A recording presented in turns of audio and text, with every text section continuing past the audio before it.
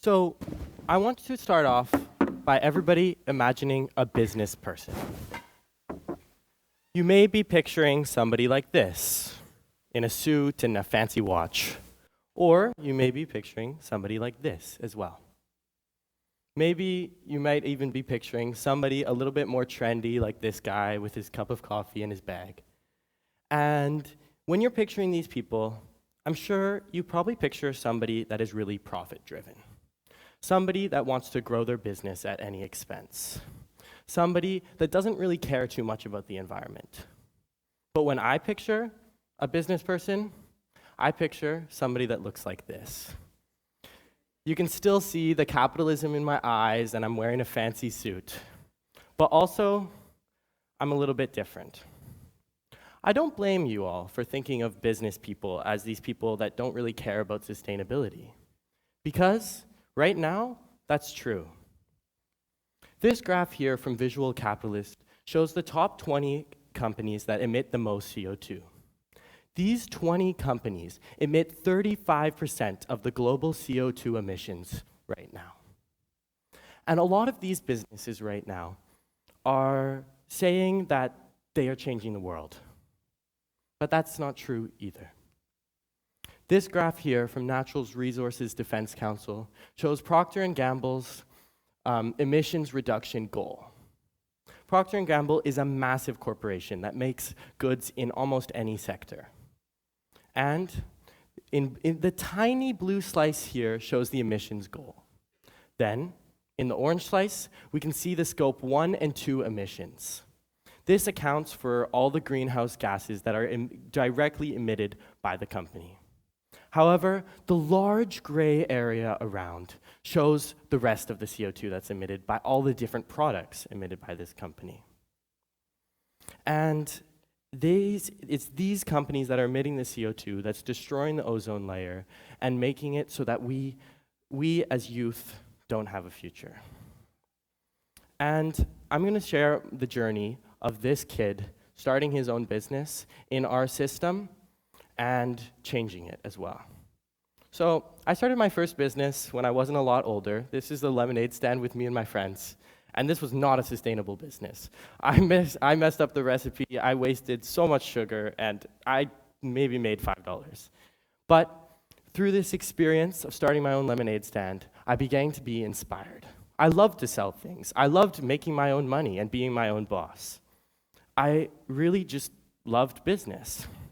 And then this led me to a few other failed business attempts until I started another business.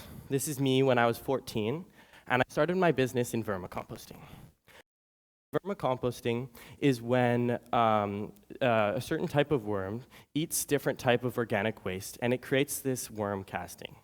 These worm castings are incredible for the environment. It's one of the best all-natural fertilizers, and it really helps the earth, and it helps a lot of plants grow.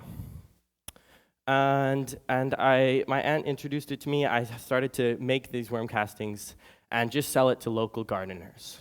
I quickly found out that this had a massive market in my city. Everybody started to come to my house, and I had people from Facebook Marketplace coming every day. So I thought, wow, this is amazing. I'm making money. I want to keep on doing this. This is what business is. And although it was a sustainable business, it wasn't my main focus. Like most people, I still wanted to make money. I got my business license. I was the sole proprietorship, and I began to grow. You can still see the capitalism in my eyes here. I began to sell it to more corporations in the States, and I grew a lot.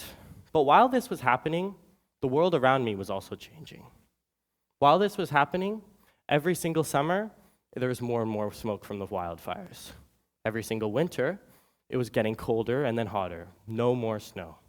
The world around me and the world that we lived in was getting destroyed, and climate change was destroying this. Because of this, I knew I needed to make change. I knew that my business could do more to make change.